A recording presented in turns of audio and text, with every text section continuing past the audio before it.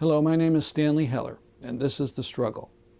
On our program last week, Susan Nathan in Tamra, Israel, talked about the incredible discrimination inside of Israel faced by its Arab citizens. If you missed the program, you can see it on our site, thestruggle.org. One of the things she talked about was a unique Israeli entity, the Unrecognized village. What this is a town that's invisible to the government, and for that reason has no electrical service, no water, no sewage service, and no schools. In July, I visited one such village, Ein Hod. It's about a mile from a very famous Israeli artist colony, Ein Hod. Now, Ein Hod is on all the maps. It's famous for all its modern art set in a picturesque village among old buildings. Turns out this artist colony and all its buildings are built on stolen Palestinian land, the very land of the village of Ein Hod. Today we will present the video with a talk given by Muhammad Abu Hilja, one of the community leaders in Ein Hod.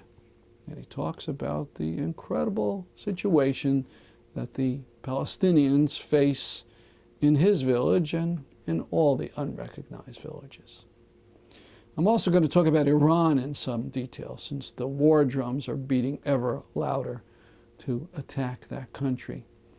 I'm going to show a video interview with Scott Ritter.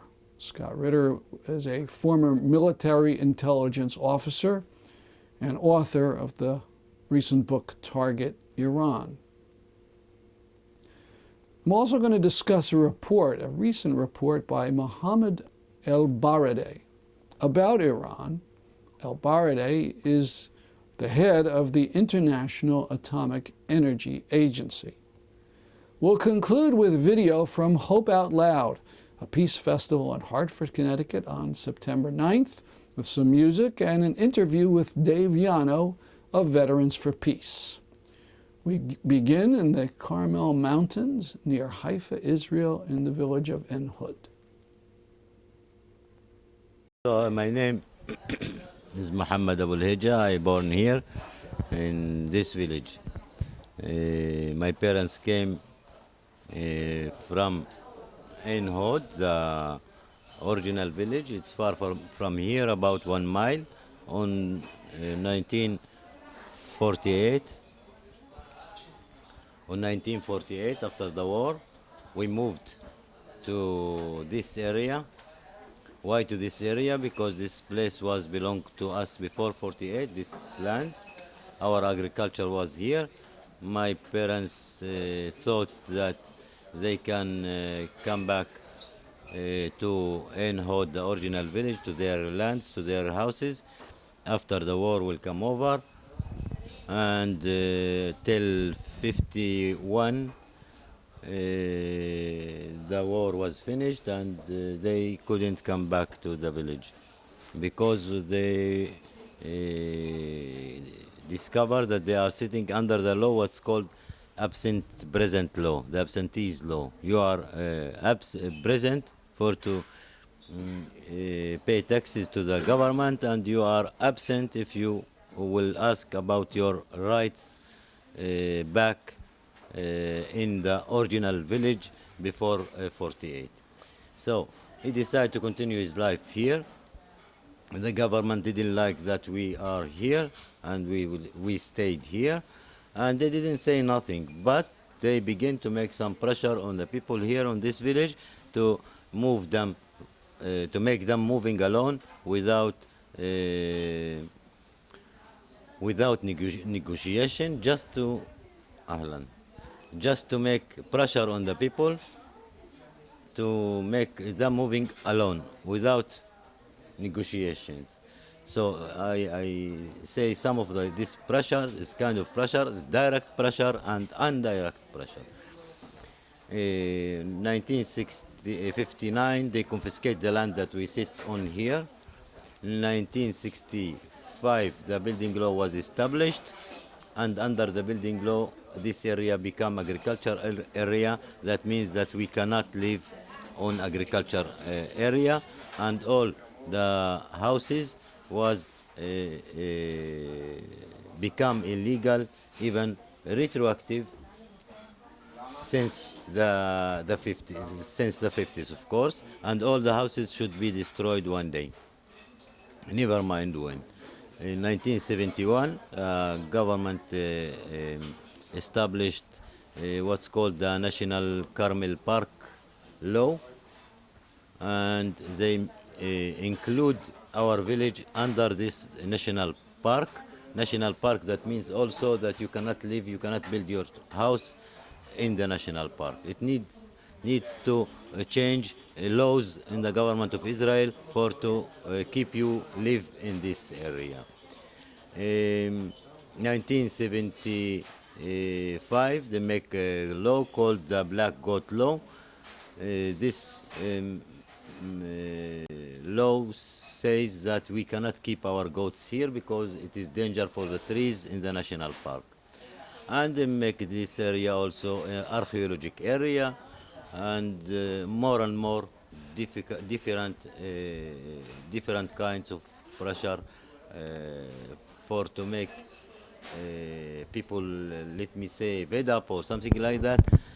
And the main pressure is not to give services to the people through their life here. On 1981, we had the law, the services law. Under this law, every house have no permit. You cannot be connected to the services of the government. So all the houses are illegal. All the houses are without permits. So we cannot be connected to the services of the government. I am the third generation here in this village, and I begin to ask for my services, for our services, because I believe that I'm equal citizen in Israel, and I believed in that, and so I begin to ask for services with my family here until we understood that we are not so equal. We need to make a big struggle until 1986. We understand that the government want to move us from this area, and we continue to check our position, and we find that there are another villages in the same situation, under the same situation, about 120,000 people living under the same situation, and the government called us unrecognized villages, unrecognized places. I am living here, but my address is in the other kibbutz there near Etzion, and our address is there. We get mail there, we get clinics there. We are not exist in this area under the name unrecognized village. So we make, after that we make a big association. We call it Association of 40 to struggle for to get recognition for the whole unrecognized villages, and I was the chair of this association, and we go to everywhere that we can to make this problem known under the government of Israel, under the people, leaders, newspapers. We go to TVs to make the problem known in everywhere in Israel, outside of Israel, Europe, even until the United Nations. I have been more than 40, 50 times under the committees of the United Nations and everywhere, New York, Geneva, Vienna, to speak about this problem. At least in 1992, the government said, we are going to recognize these villages, and this village exactly. And they begin to make a master plan for this village. Since 1992, they finished to make the worstest master plan to this village last 2 years. After 14 years, 1992 until now is about 16 years.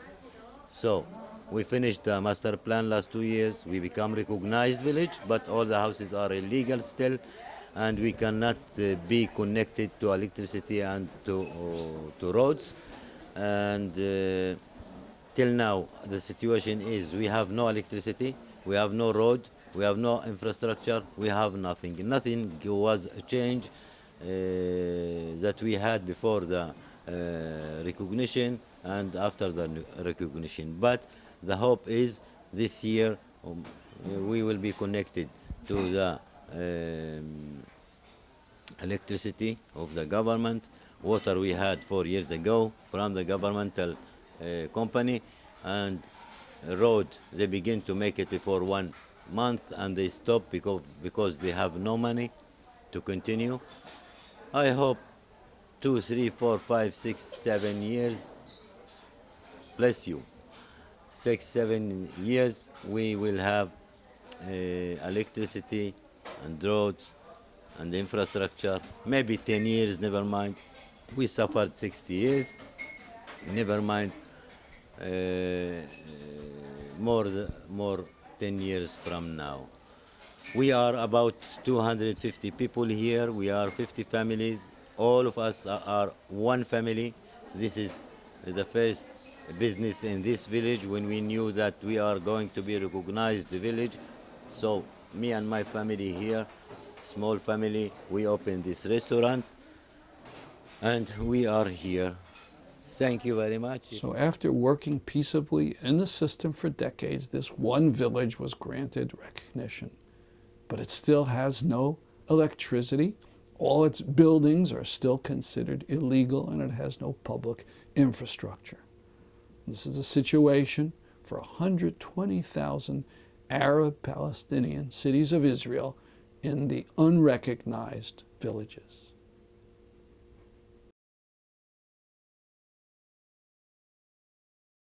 Scott Ritter is a former U.S. Marine intelligence officer.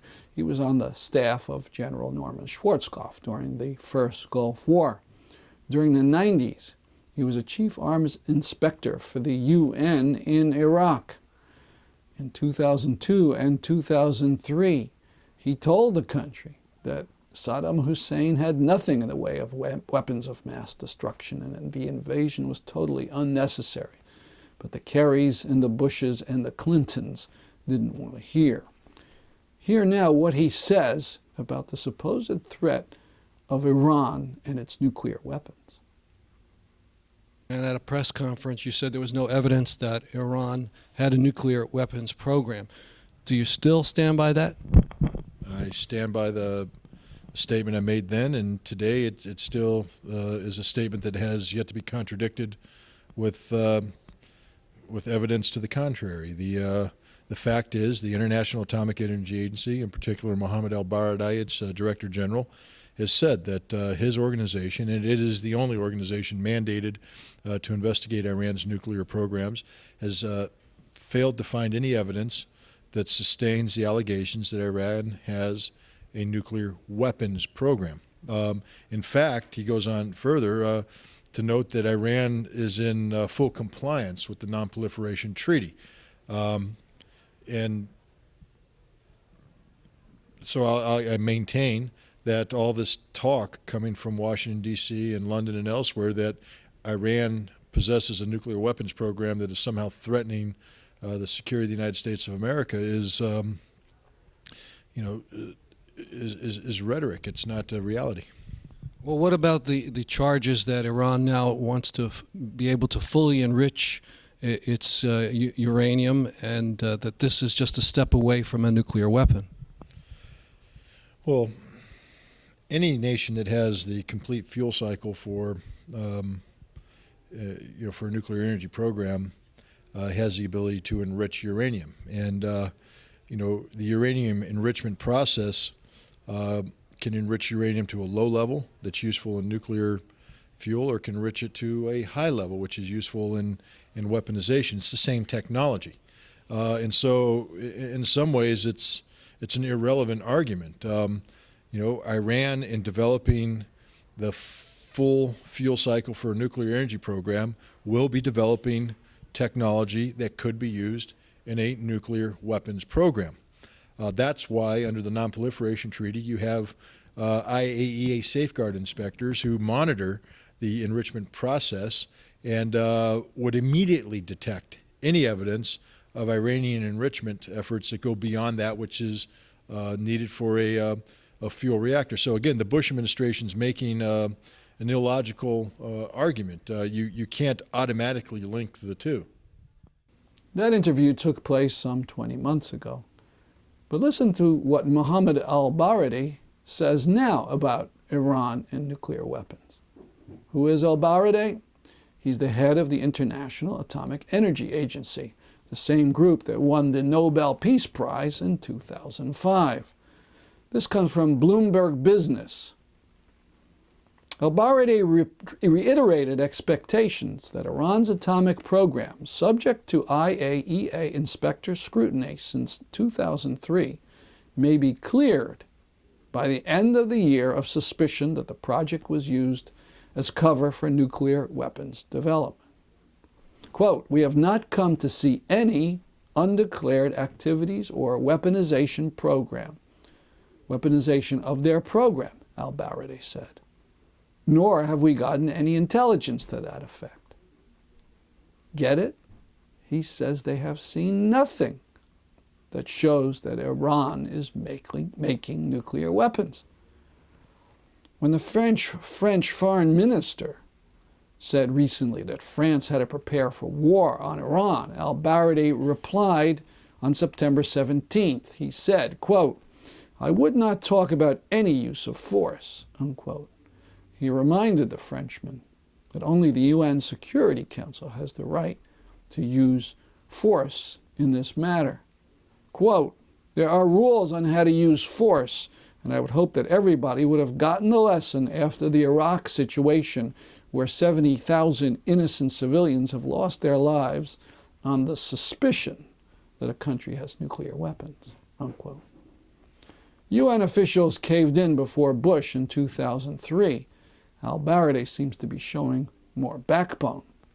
More power to him. The only quibble I would have is his use of this figure, 70,000 innocent civilian deaths. Just last week, Opinion Research Business, which is a British firm that does polling for its Conservative Party and others, and has done extensive polling in Iraq, came out with this survey that said that the number of civilians that have been killed in violence since 2003 is over 1 million. On Saturday, October 27th, a new peace coalition called New England United hopes to bring 20,000 people to Boston, Massachusetts to protest the war. The rally in March will go from noon to 3 and start at Boston Common. A number of speakers have been confirmed, including historian Howard Zinn, Liam Madden of Iraq Veterans Against the War, Shep Gervitz from Veterans for Peace, and Felix Arroyo, a member of the Boston City Council. In a very significant development, on the 20th of September, the Connecticut AFL-CIO labor organization, which represents 200,000 members, endorsed this rally and will organize to get members to go and protest the war. Now to the Peace Festival that was held in September in Hartford, Connecticut. Hope Out Loud. Peace in Africa. Peace in Africa. Peace in Somalia. Peace in Liberia. They want peace, peace, peace, peace. They want peace, peace, peace, peace. They want peace.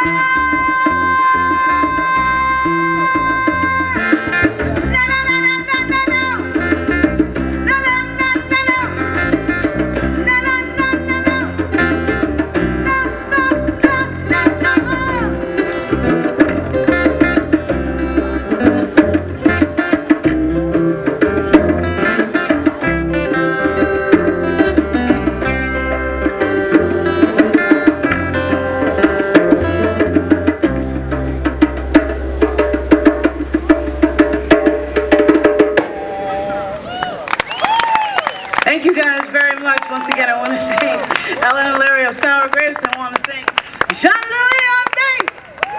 Thank you very much. That's my time. Don Therese, ladies and gentlemen. Thank you very much. We will fall. Somlandela, somlandela, somlandela, somlandela, somlandela, yonkeida. Somlandela, somlandela, somlandela, tuli, la faaya kona somlandela. We shall not be moved.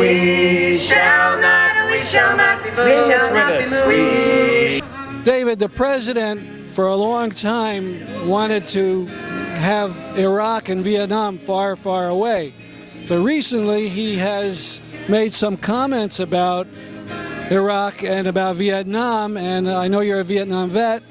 Wonder what you have thought about what he said. Yeah, I thought it was kind of an amazing leap that all these years that the war has been going on in Iraq, the president has tried to deny any comparison between Vietnam and what's happening in Iraq. Then all of a sudden he came out with a series of speeches saying that in regard to Vietnam and Iraq as being the same, because his surge that he supports and staying the course is supposed to be reflected in what we should have done in Vietnam. In other words, he's saying that what we're doing in Iraq is what should have been done in Vietnam, and if we had done that, we would have won the war in Vietnam. Now, as someone who was there, did you get the impression that we were holding back? Well, as someone who was in Vietnam and what I see going on in Iraq today, I think the president is absolutely insane for drawing his comparisons. He is stretching the point, trying to work his way into some kind of victory by the comparison, and it's not going to happen. As a Vietnam veteran, I can tell you right now, the mistake we made in Vietnam are the same mistakes we're making in Iraq. We're waging war on a native population that's defending their own territory, their own homes, and their own people against an occupation force, and we're going to lose simply because of that. Now, the way we won the war in Vietnam, and I can say that now, is by leaving Vietnam and turning it back over to the Vietnamese people. Today they are more in line with our own capitalist type of economy. They are welcoming Americans back, and to my knowledge right now, not a single Vietnamese official has indicted any American for war crimes, which I find to be amazing, as there were significant war crimes committed by American troops in Vietnam. So what's the lesson now for us in Iraq? What should we be doing? The lesson now for us in Iraq is to pay attention to the soldiers that are fighting the war in Iraq, a number of who have come out saying, quite rightfully so, that the war in Iraq is exactly the same kind of war as Vietnam. It's a war of occupation being waged on a native people, that we have no reason to be there, that we are committing war crimes, we are killing women and children. Collateral damage is the term that they use for that. And collateral damage is an easy way for Americans to dismiss the fact that we are killing women and children and men. Last question. What's maybe the last defense of the war is, well, 4,000 Americans have died. If we just walk away, they will have died in vain. How about that, and how about Vietnam? Well, there are 58,000 names on the wall in Vietnam, and while some people have said to Vietnam veterans, you lost your war, I say to them, this is what I say: the only people who lost the war in Vietnam have their lives on the wall in Washington, D.C. The only people who lost the war in Iraq are the ones who are dead and in the ground at Arlington. I won my war because I'm home here alive talking to you. And all of the wounded and injured coming back from Iraq, the survivors won the war to stay alive. And that's what the war is really about. It's all about, for our guys, for Americans, it's about coming home and staying alive. Thank you very much. Thank you, Stan.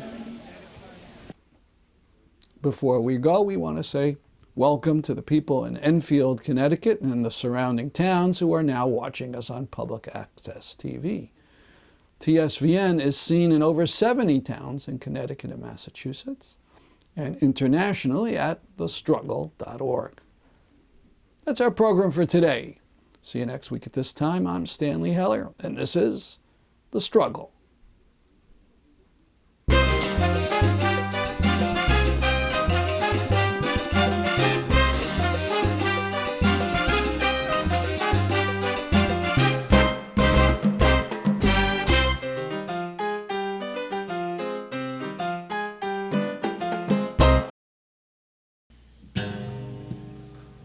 building a wall between friends, a wall that justifies any means for their ends, a wall between Semites, rich and poor, brothers and sisters from not so long before, many feet thick and 20 feet high. No one